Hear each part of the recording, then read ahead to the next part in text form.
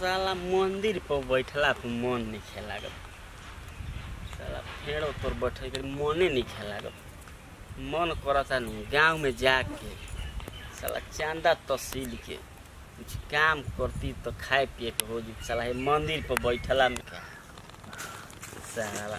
अरे बाबा गोर लागत है बाबा। खुश रह खुश रह। और कुछ मतलब चाहिए ना पानी वानी गर्मी के दिन बाटे का भल बाबा। बाबा बाबा का हो गए बाबा। हाँ हाँ पियास लगल बाटे बाबा। ना बची कहाँ जाता रू। वो जब मंदिर बा दुर्गा जी के पूजा कर जाता नहीं। हाँ और सब ठीक बा ना बाबा। ठीक बा तो रउआ यहाँ कहाँ बैठल बानी। यही तर बैठल बानी फेड़ तर। गर्मी के दिन बचला ही बचा। हाँ ठीक बाटे तो हम पूजा कर जाता नहीं। ठीक बा जा। ठीक बाटे कुछ पानी वानी चाहिए तो बोल ना ठीक बा। प्यास पे टाइम ज्यादा लगा ना ठीक बा। ठीक है बाबा। बड़ सुंदर कन्या बियन सारा देखते देखते हमारा प्यार हो गया। बताओ ना हेडफोन कमंडल उठैला से फायदा बा कि हम एकरा से बियाह कर लेती नु तो हमार जिंदगी सवर जीत। लेकिन स्थान ठीक नु होइबे करी लगले अपन जब आसन मारे दो आसन मार। जय हनुमान ज्ञान गुण सागर जय कपीर तीन लोक उजागर। जय हो सीताराम सीताराम जय सीताराम जय हो सीताराम। ये तो साला देखते देखते बुझाता कि काम वासना हमार जाग जी लगले अइबे करी क्या करे आज तो तनी ओकर हाथ हो देखती हमारा भाग में का लिखल बा ओकरा भाग में का बा बियाह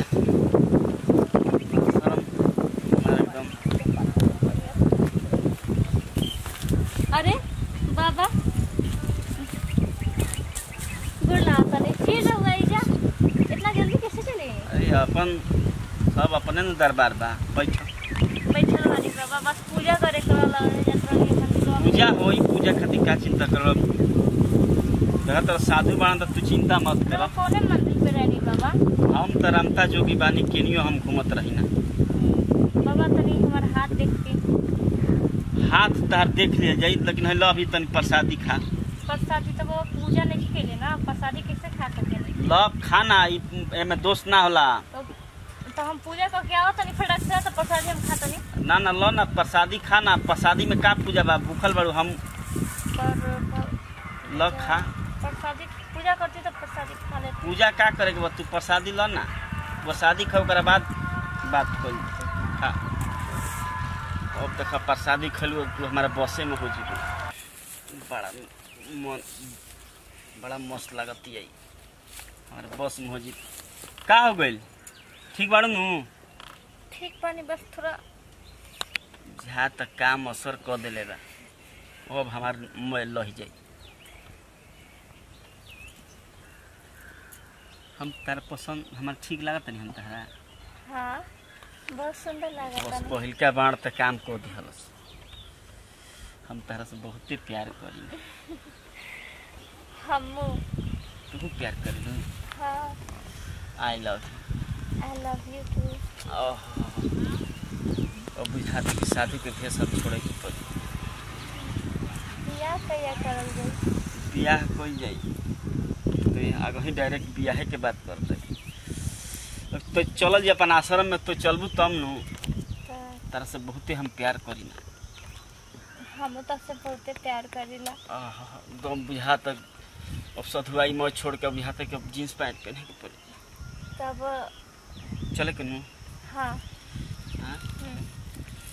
यहाँ तक मैं चलो ये हटावा सब ऐसा निकाल दे एकदम मन निकाल देव चलो हम अबे निकाल दे ना ऐजे निकाल दी। हाँ चलो हम उजे निकाल के धो दिहल जाई तो हम आश्रम में तो एयरपेल निकाल के बैग में धो देती तो ठीक रहता। तब जब तू हे रास्ता से रोज गुजरत रहलू तारा के हम रोज देखत रही।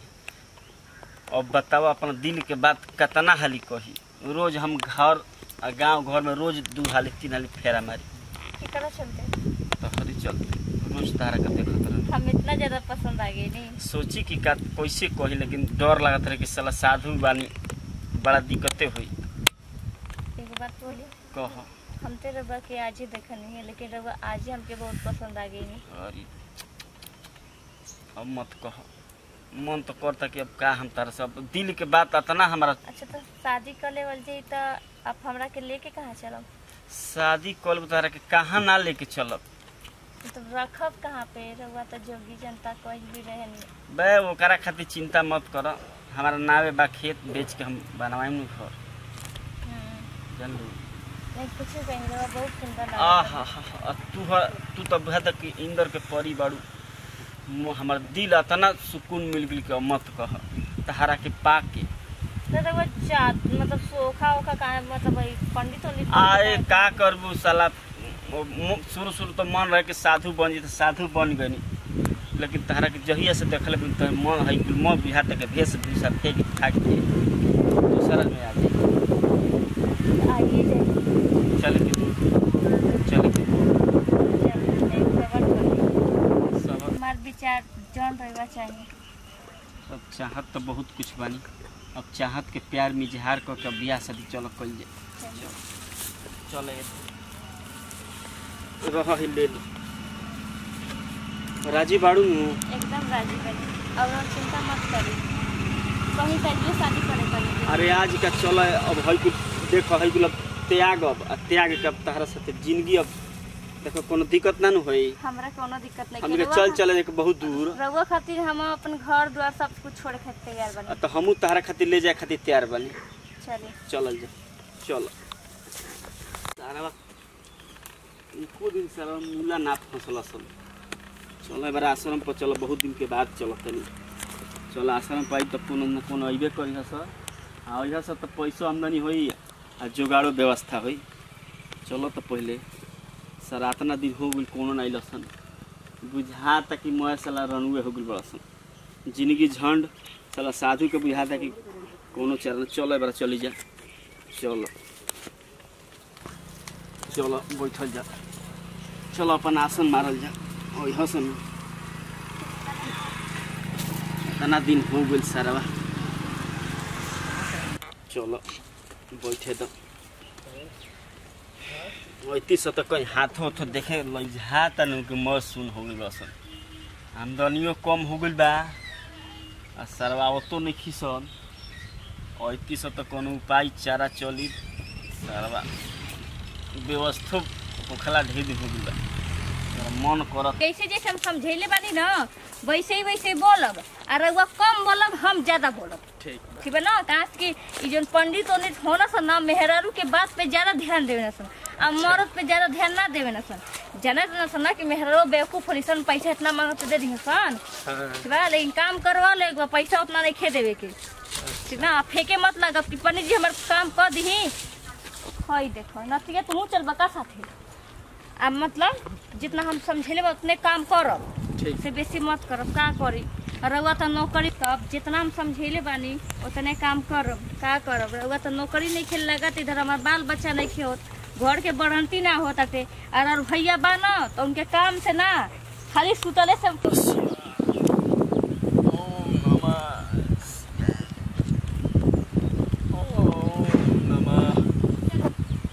हे भोले शंकर दया कर, दया कर।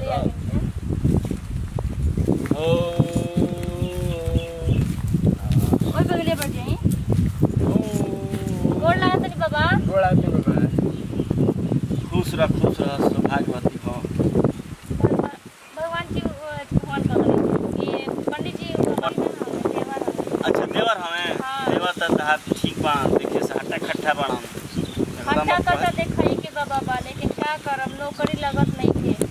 आर्मी के फॉर्म भर ले रहना हम कई बेर भर देना, लेकिन उ सक्सेस नहीं के। अच्छा सक्सेस हो जन लागल बड़ा हो बबुआ। अब दुख सुख बता दी रउआ। बोलो बबुआ। बाबा तनी हाथ देखी त हमरा त हाथ निक से बढ़ जाई, अलती पलती मार के लस्ती मार लो बबुआ। तार तने हाथ देखी, हाथ तार बताओ तो बबुआ कि तू बहुत आगे जाके चमत्कार करब। आ तार जो काम में लागल बड़ो काम तार सफल हुई। चलो ठीक बा। देवर से एक और बात कहे के रहला। बोला बच्ची का बात बा हो? हमार शादी के 4 साल हो गए, आज लेके लड़का नहीं। 4 साल ब्याह कैला हो गई? हां, तनी हाथ देख लेती। अच्छा ठीक बा, देख ले। तार पति कहाँ रहेला? पति घर ही रहेला। घरे रहेला? घर ही रहेला, लेकिन घरे ना रहना होता ना। तारा पति के लिया क्या कनु चाहत रहला? तो बाना ना सेटरिंग के काम करे ना, तो अपन दिन भर। ठीक बा, तो तार पति कहाँ रहेलन? सेटरिंग के काम करे नहीं। तो अपना पति के लिया के ना चाहत रहला? पति के टाइम नहीं छे ना जी बाबा, ना तो लेके। तार हम भविष्य देखतनी, आँख मूद के तार भविष्य हम देखतनी कि तार भविष्य आगे जाके दिक्कत होई। अच्छा रुक, लाइने पर हम देखतनी।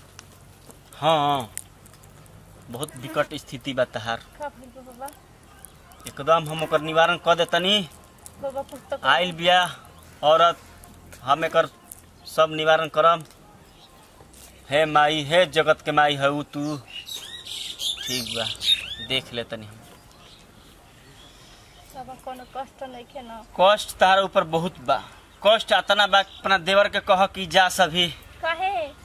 एक बाद तहारा हमारा तहारा और कांटेक्ट बा, ऊपर से बतिया हमारा पहले के कह जाए के ले कहीं का देवर से अपना देवर के जाए के। देवर जी 2 मिनट बाहरवा इंतजार कर ली, हम आवतनी।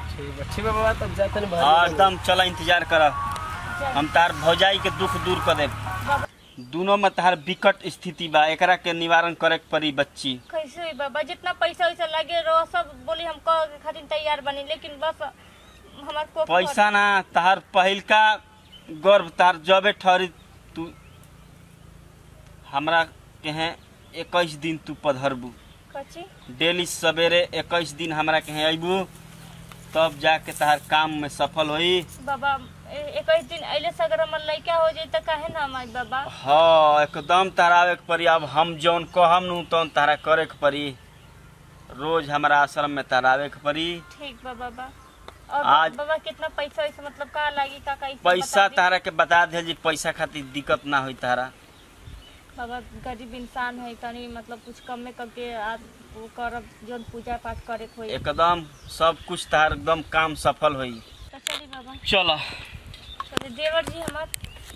लागत मूला फंस गई। देवर जी, देवर जी तहारा जी हम चलो। चली बाबा। चलो चलो चलो तहारा के ले हाथवा चलो। का पकड़न छोड़। चलो अब